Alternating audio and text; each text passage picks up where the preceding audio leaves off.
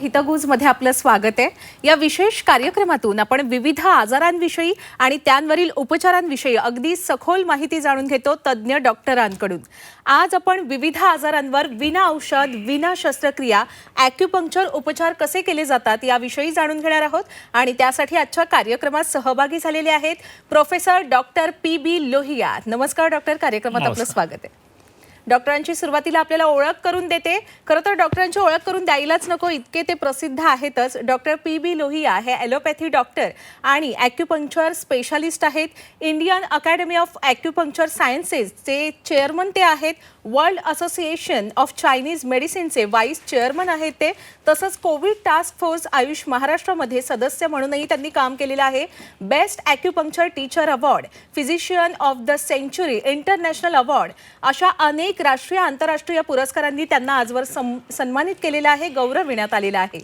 Doctor, खरं तर आपण ॲलोपॅथी डॉक्टर, मग ॲक्युपंक्चरकडे कसे वळालात आपण? मी ॲलोपॅथी प्रॅक्टिस करताना माझं मॅट्रिट आणि सर्जिकल हॉस्पिटल होतं। मी, माझी बायको, माझे मुलं सगळे आम्ही ॲलोपॅथीवालेच। ॲलोपॅथीमध्ये प्रॅक्टिस खूप चांगली होती, पैसा खूप मिळाला, परंतु मानसिक समाधान मिळालं नाही। मला नेहमी एक खंत होती की आपण ॲलोपॅथीमध्ये लक्षणांना तात्पुरतं दाबतोय, कायमस्वरूपी उपचार करत नाही, कारण ॲलोपॅथीत अनेक रोगाचं कारणच माहीत नाही आणि जिथं माहिती तिथं उपचार नाही। म्हणून मी ॲक्युपंक्चरकडे वळलो।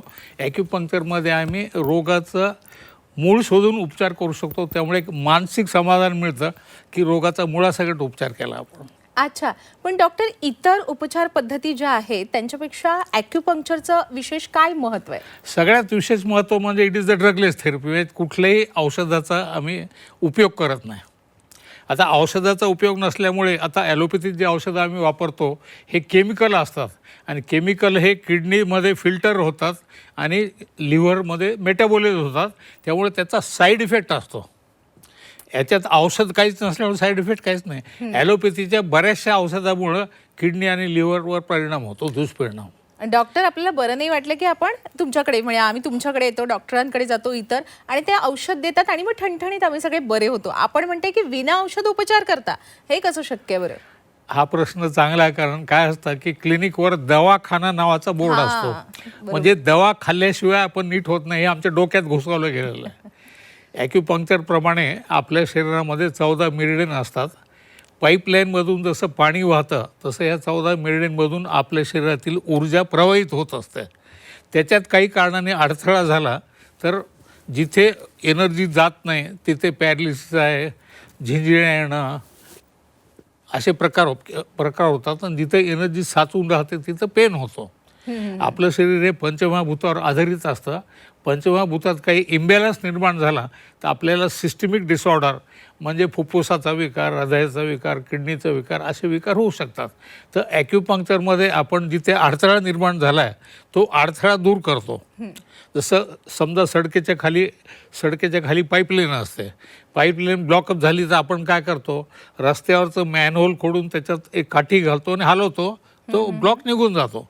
तसं आपल्या मेरिडियनमध्ये ब्लॉक जे होतात, मेरिडियनवर ॲक्युपंक्चर पॉईंट असतात, it is like a manhole. तर त्या मॅनहोलमधून आम्ही एक छोटी निडल घालतो। आता तुम्हाला हे आता अशी छोटी सुई असते, एकदम अतिशय बारीक सुई, अतिशय बारीक। हां, तर जिथं मॅनहोल आहे, आता समजा हे पॉईंट आहे, तिथे आम्ही सुई टोचली तर असं काहीच होत नाही। सुई टोचतो आम्ही आणि ह्याला असं हलवतो तर तो ब्लॉक जो आहे मेरिडियनमध्ये तर तो निघून जातो। आता काढली तरी चालेल डॉक्टर।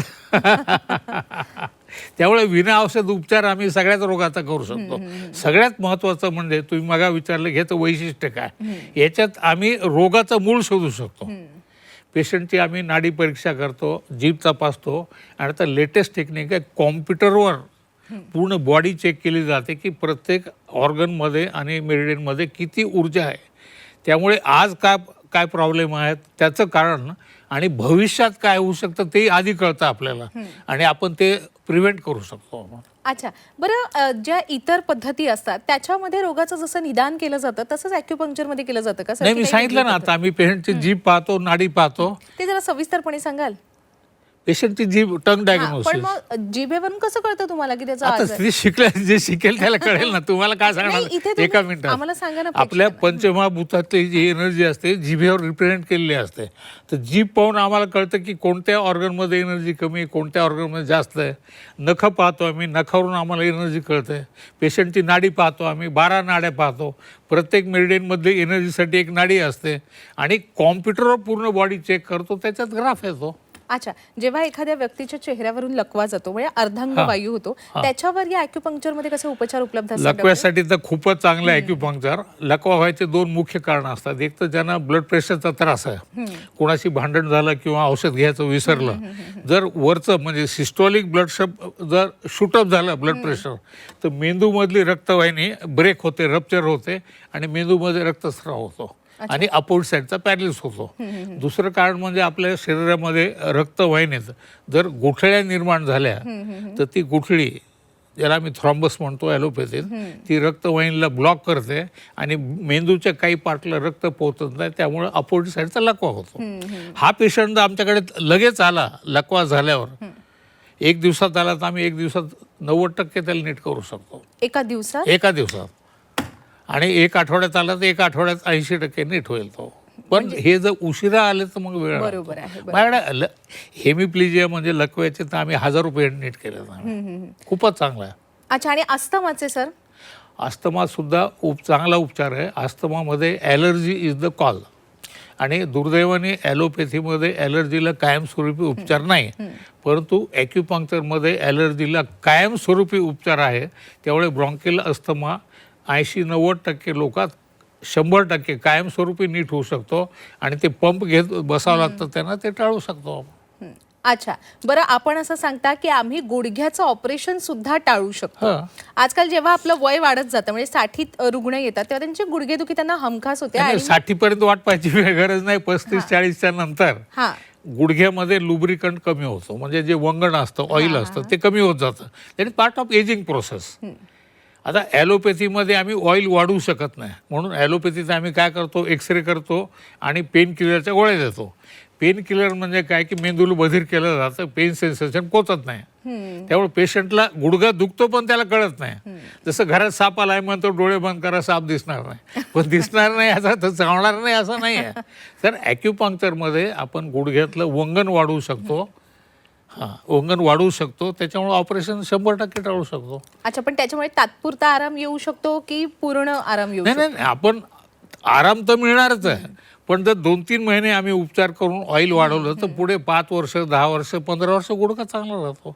जसं आपण कारला सर्व्हिसिंग करतो की नाही, सर्व्हिसिंग केली की 10,000 किलोमीटर चांगली चालते कार. गुडघ्याला 2-3 महिने जो उपचार केला आम्ही तर पुढे 5 वर्ष, 10 वर्ष चांगला राहतो. अगदी बरोबर. आणि मणक्याचे विविध विकार सुद्धा आपल्याकडे बरे केले जातात. मणक्याचे विकार सुद्धा it is part of ageing process. आपलं वय जसं वाढतं तसं जसं गुडघ्यात ऑइल कमी होतं तसं मणक्यामध्ये सुद्धा मणक्याची झीज होते. 2 मणक्याच्या मध्ये जी गादी असते ज्याला आम्ही डिस्क म्हणतो ती झिजते आणि त्यातलं न्यूक्लियस सरकून मग मागच्या शिरेला दाबतो. जर सर्व्हायकल स्पॉन्डिलोसिस आजकाल खूप कॉमन आहे, कारण कॉम्प्युटरचा वापर खूप जास्त झाला आहे आणि जे कॉम्प्युटर वापरत नाही ते मोबाईल दिवसभर असं पाहतात. त्याच्यामुळे कमी वयामध्ये सर्व्हायकल स्पॉन्डिलोसिस, कमी वयामध्ये कमरेचं दुखणं म्हणजे लंबर स्पॉन्डिलोसिस, आणि हे वाढलं इथं समजा स्लिप डिस्क झाली तर हे दुखणं असं हातात येतं आणि हात हळूहळू बारीक होत जातो. तसं कमरेमध्ये स्लिप झाली, कमरेमध्ये L4, L5 आणि L5S1 ह्या 2 ठिकाणी स्लिप डिस्क खूप कॉमन आहे. आणि ती स्लिप डिस्क म्हणजे डिस्क सरकत नसते, डिस्कमध्ये न्यूक्लियस असतो तो बाहेर येत असतो आणि तो शिरेल दाबतो. इथं जर झालं तर हाताला त्रास होतो, कमरेत स्लिप डिस्क झालं पायाला त्रास होतो, पाय दुखतो ज्याला आम्ही सायटिका म्हणतो, पायात मुंग्या येतात, झिंजिण्या येतात, चालताना पायातली चप्पल सुटते.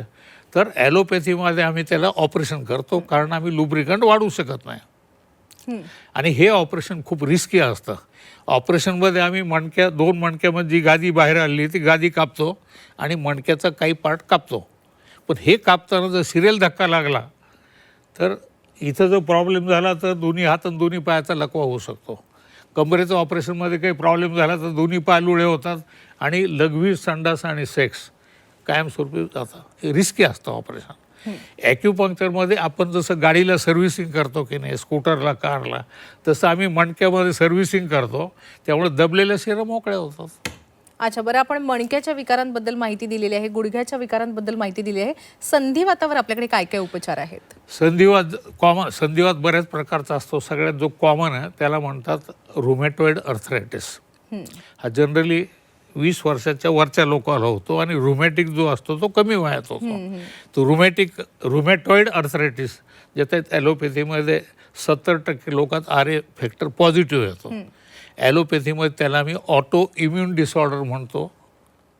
अकॉर्डिंग टू मी हे आम्ही चुकीचं सांगतो काहीतरी, कारण आमच्याकडे ते मेजॉरिटी लोकांना 100% नीट होऊ शकतं. संधिवातच नाही, हाडाच्या सगळ्याच रोगासाठी ॲक्युपंक्चर हा अतिशय चांगला उपाय आहे. मला स्वतःला कमरेमध्ये स्लिप डिस्क झाली होती L5S1 आणि 15 दिवस मला उभा राहता येत नव्हतं.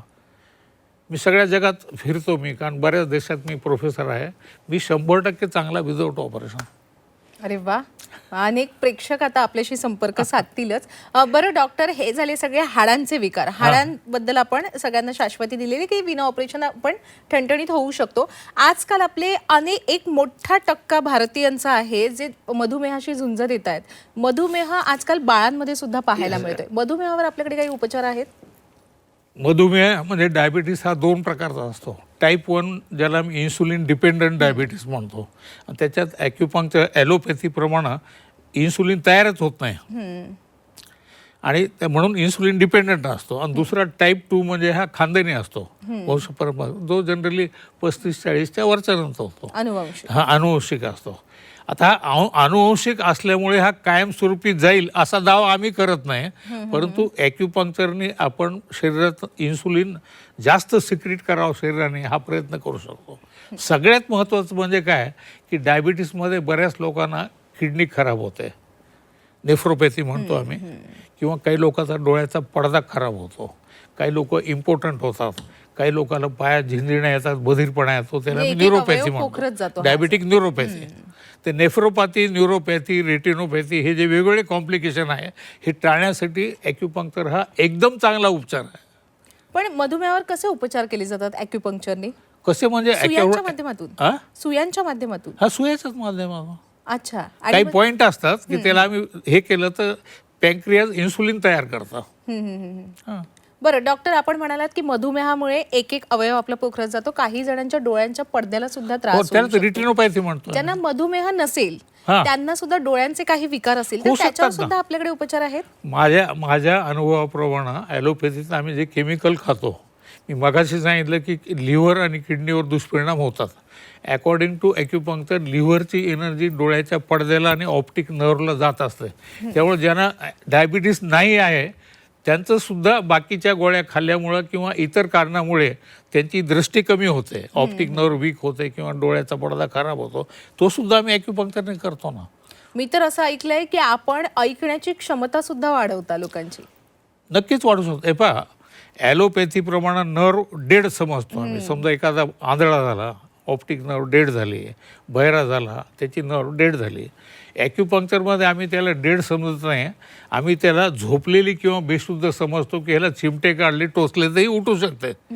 त्यामुळे अशा हजारो केसेस नीट केल्यात. आणि मी स्वतः ॲलोपॅथीचा डॉक्टर असल्यामुळे ॲलोपॅथी आणि ॲक्युपंक्चर दोन्हीचे कन्सेप्टच वेगळे आहेत, पण मला दोन्ही माहिती आहे ना, त्याच्यात काय आणि ह्याच्यात काय. बरोबरच आहे. आजकाल आपली जी बदलती जीवनशैली आहे त्याच्यामध्ये मासिक पाळी संदर्भात अनेक अडचणींना सामोरं जावं लागतं तरुणींना, स्त्रियांना. PCOD, PCOS हे आपण अनेकदा ऐकतो. याच्यावर सुद्धा आपल्याकडे उपचार उपलब्ध आहेत? ॲक्च्युली मी ॲलोपॅथी प्रॅक्टिस 10 वर्ष केली. माझा मॅटर्निटी हॉस्पिटल होता. कधी मी एकही PCODची केस त्यावेळेला पाहिली नाही, पण गेल्या 20 वर्षामध्ये PCODचं प्रमाण खूपच वाढलं आहे. PCOD म्हणजे पॉलिसिस्टिक ओव्हरी. मला वाटतं जीवन आता जे फास्ट लाईफ आहे, fast food, people want everything fast आणि आर्टिफिशियल, कदाचित त्याच्यामुळं PCODचं प्रमाण वाढलं. PCOD म्हणजे पॉलिसिस्टिक ओव्हरीमुळे मंथली सायकल जी आहे ती इरेग्युलर होते किंवा येतच नाही, लठ्ठपणा वाढतो आणि मूड स्विंग्स होतात, कभी खुशी कभी गम, आणि इथं गालावर केस येतात. ॲलोपॅथीमध्ये याला उपचार नसल्यामुळे आम्ही सिम्प्टोमॅटिक ट्रीटमेंट करतो. किंवा इथं केस आले इलेक्ट्रोलिसिस करा, हे वजन वाढतं, आम्ही डायबिटीसच्या गोळ्या खाऊ घालतो, मूड स्विंगसाठी आम्ही झोपेच्या गोळ्या देतो, पाळी येण्यासाठी आर्टिफिशियल इस्ट्रोजन प्रोजेस्टेरॉनच्या गोळ्या देतो. PCODमध्ये आम्ही त्या पेशंटचं रूट कॉज ट्रीट करतो, त्याला कॉम्प्युटर चेक करतो, हे करतो. मूळ कारण, मेजॉरिटी लोकात मूळ कारण हे लिव्हर, किडनी आणि ट्रिपल हॉर्मरशी संबंधित असतं आणि आमच्याकडे PCOD हे कायमस्वरूपी पूर्ण नीट होऊ शकतं. फक्त ट्रीटमेंट थोडी जास्त लागते, 6 महिने 8 महिने. अच्छा, बरं. आणि आजकाल आणखी एका आजाराशी खरं तर आपण म्हणू शकतो याला, की वजन वाढ जो स्थूलपणात बदलतोय, या लठ्ठपणाची, बैठी जीवनशैली वाढत असल्यामुळे लठ्ठपणाशी आपण झुंज देतो. लठ्ठपणाची 3 कारणं असतात. नंबर 1 अनुवंशिक. अनुवंशिक असेल तर आपण तो काही कायमचं कमी करू शकत नाही, कंट्रोल करू शकतो. नंबर 2 कारण जास्त खाणे आणि कमी व्यायाम करणे, डाएट आणि एक्झरसाइज रिलेटेड. आमच्याकडे जे पेशंट येतात ज्याला डाएट आणि एक्सरसाइजचा फायदा होत नाही ते पेशंट आमच्याकडे येतात आणि त्याच्यात कॉज असतं इम्बॅलन्स इन हार्मोन्स, त्याला म्हणतो हार्मोनल ओबेसिटी. तर लोक आधी डायटिशियनकडे जातात, त्याचा फायदा नाही झाला आमच्याकडे येतात. आमच्याकडे एकदम चांगला उपचार आहे. आम्ही इम्बॅलन्स जे आहे हार्मोनचं त्याला ॲक्युपंक्चरच्या सहाय्याने हार्मोनला आम्ही बॅलन्स करतो आणि वजन आपोआप कमी होतं. आम्ही कोणालाही डायटिंग करायला सांगत नाही किंवा पळायला सांगत नाही. ॲक्युपंक्चर रूट कॉज ट्रीट करतो. महत्त्वाचं असतं. हां, ओबेसिटीचे खूप पेशंट केले. इतकंच नाही आहे, मी स्वतः I am pioneer of cosmetic acupuncture. हो, ते विचारायचं पूर्ण जगात शिकवलं मी कॉस्मेटिक ॲक्युपंक्चर. इथले सुरकुत्या कमी करणे, चेहऱ्यावरचे गाळे डाग कमी करणे, लठ्ठपणा कमी करणे, अजून काही प्रॉब्लेम असतील. मी तर बॉडी शेपिंग सुद्धा केली ॲक्युपंक्चर. आतापर्यंत तुम्ही जी माहिती दिलीत ना त्याच्यावरून हे लक्षात आलं की आपल्याकडे अनेक वेगवेगळे उपचार केले जातात आजारांवर, पण सगळ्यात महत्त्वाचं ना, एंड ऑफ द डे लोकांना काय असतं की आपण छान दिसायला हवं आणि त्या सौंदर्य वृद्धीवर आपण ॲक्युपंक्चरने उपचार करता. खरंच आवडेल याच्याविषयी सविस्तरपणे ऐकायला. तर सांगितलं ना मी, कॉस्मेटिक ॲक्युपंक्चरचा पायोनियर आहे मी. नुसतं सौंदर्य वृद्धीच नाही. मला एकाने विचारलं सौंदर्याची व्याख्या काय. सौंदर्य म्हणजे आपलं चेहरा काय दिसतो एवढंच नसतं. बरोबर आहे. Beauty of face, beauty of your figure, beauty of your mind, beauty of your action, beauty of your ब्युटीची व्याख्या फार मोठी आहे. आता ती बाकी आपण करू शकत नाही, पण निदान पेशंटची फिगर. मी बॉडी शेपिंग केली ॲक्युपंक्चरने. अगदी बरोबर आहे. म्हणजे तुम्ही कसे दिसताय त्याच्यापेक्षा तुम्ही कसे आहात याला जास्त महत्व आहे. बरं, एखाद्या बाळाची वाढ व्हायला हवी व्यवस्थित, त्यासाठी सुद्धा आपण उपचार करता. एक मंद वाढ ज्याला आपण म्हणतो, त्यावर कसे उपचार असतात? जनरली काय असतं की जर बाळ 7व्या महिन्यात जन्मलं, प्रीमॅच्युअर बेबी, तर त्याची वाढ ही उशिरा होत असते, माइलस्टोन. त्याची फिजिकल, मेंटल, इमोशनल सगळीच वाढ लेट होते. तर ॲलोपॅथीत त्याला काहीच उपचार नाही. त्याला आम्ही CP म्हणतो ॲलोपॅथीत, सेरेब्रल पाल्सी. ॲक्युपंक्चरमध्ये आपण त्याची मेंदूला स्टिम्युलेट करून बाकी काही पॉईंट घेऊन त्याच्या मेंदूची वाढ करू शकतो आपण. चांगले रिझल्ट आहेत. अच्छा, बरं. डॉक्टर म्हणजे अनेकदा सांगतात की तुम्हाला जर ठणठणीत राहायचं असेल तर तुम्ही आधी व्यसन सोडा, आणि या व्यसनमुक्तीसाठीच आपण कार्यरत आहात डॉक्टर. व्यसनमुक्तीसाठी तर खूपच चांगलं आहे. माझ्याकडे आमच्या औरंगाबादचा एक मेडिकल कॉलेजचा डॉक्टर होता, मी नाव सांगत नाही, प्रोफेसर होता. रोज 80 सिगरेट ओढायचा. बापरे. मी त्याला 2-3दा परत पाठवलं की नाही काय, कारण ॲलोपॅथीच्या लोकांचा जास्त विश्वास नसतो ॲक्युपंक्चर. 3-4दा परत पाठवलं, मला वेळ नाही, मीटिंग आहे. जेव्हा 4थ्या वेळेला आला, आम्ही ट्रीटमेंट सुरू केली आणि बिलीव्ह मी 4 दिवसानंतर तो गायब झाला, आलाच नाही. 2-3 दिवसांनी आला. मी त्याला रागवलो, मी म्हटलं कशाला येतं आमचं नाव खराब करता. त्याची बायको म्हणली ह्याची सिगरेटचं व्यसन पूर्ण सुटलं 4 दिवसात, म्हणून तुळजापूरला अभिषेक करायला आम्ही गेलो होतो. पूर्ण 4 दिवसात सुटलं. माझ्याकडे एक इस्रायलचा पेशंट आला होता, तो दारू प्यायचा, त्याचं 3 दिवसात सुटलं व्यसन आमच्याकडे. हां, अशी काय थेरपी देता तुम्ही त्यांना? ॲक्युपंक्चरच. आम्ही फक्त, मी जरी ॲलोपॅथीचा डॉक्टर असलो, सगळे पेशंट मी ॲक्युपंक्चर नीट करतो. पूर्ण मोठं सायन्स आहे. बरं, या सगळ्या विषयावर ना आपण साहित्य सुद्धा लिहून ठेवलेलं आहे. मी पुष्कळ पुस्तकं लिहिलं, सगळ्या जगात पुस्तकं जातात. आता हे पुस्तक पेशंटने घरच्या घरी उपचार करण्यासाठी आहे, ॲक्युप्रेशर. याच्यामध्ये हे मराठी, हिंदी, इंग्रजी, तेलुगू आणि इव्हन जर्मन भाषेत, मी जर्मनीतसुद्धा प्रसिद्ध केलं. 50 रोगाचा फक्त बोटाने दाबून घरच्या घरी उपचार. तर हे सगळ्याच भाषेत आहे, इंग्लिश, हिंदी, मराठी, सगळ्या भाषेत. हे गुजराती पुस्तक आहे. आणि माझे पुस्तकं बऱ्याच, म्हणजे पूर्ण जगात बऱ्याच विद्यापीठात टेक्स्ट बुक म्हणून वापरले जातात. हे ॲक्युपंक्चरचं टेक्स्ट बुक आहे डॉक्टरसाठी. हे ॲडव्हान्स ॲक्युपंक्चरचं पुस्तक आहे. बऱ्याच जगातल्या बऱ्याच विद्यापीठात माझे पुस्तकं टेक्स्टबुक म्हणून वापरले जातात. हो, अगदीच अगदीच. डॉक्टर, आपण या ठिकाणी आलात आणि एवढं छान मार्गदर्शन केलं. आता आपल्या प्रेक्षकांना सांगा की ॲक्युपंक्चरचे उपचारच त्यांनी का घ्यावे बरं? ॲक्युपंक्चरचे उपचार ह्यासाठी घ्यायचे की नंबर 1 ह्याच्यात औषध नाही, त्यामुळे त्याचा काही साईड इफेक्ट नाही. नंबर 2 याच्यामध्ये फारशा जास्त तपासण्यावर फालतू खर्च करायची गरज नाही. नंबर 3 हे मुळासकट नीट होऊ शकतं. नंबर 4 ह्याच्यात लोकांना वाटतं की सुया टोचल्या म्हणजे फार दुखतं, अजिबात दुखत नाही. तुम्हाला मी सांगतो, मला एकाने प्रश्न विचारला होता की सेलिब्रिटीज तुमच्याकडे येतात का, कारण ते सुयाला घाबरतात. सचिन तेंडुलकर माझा पेशंट आहे, सानिया मिर्झा माझी पेशंट आहे, फिल्म स्टार जे दिवंगत होते मनोज कुमार ते तर फॅन होते आमचे. त्यांना चालता येत नव्हतं माझ्यामुळे मी नीट केलं त्यांना. पंडित बिरजू महाराज कथक वाले ते सुद्धा माझे पेशंट आहे. म्हणजे सेलिब्रिटीज सुद्धा घेतात. त्रास अजिबात होत नाही, कुठं रक्त निघत नाही किंवा कुठं दुखत नाही. हो, आणि आता आपला हा कार्यक्रम पाहून अनेक सर्वसामान्य व्यक्ती सुद्धा आपल्याला संपर्क साधतीलच. खूप खूप आभार डॉक्टर, या चर्चेत सहभागी झालात त्याविषयी. धन्यवाद. प्रेक्षको, हितगुजमध्ये वेळ झालेली आहे इथेच थांबण्याची, पण ताज्या घडामोडींसाठी नेहमीच पाहत रहा झी 24 तास.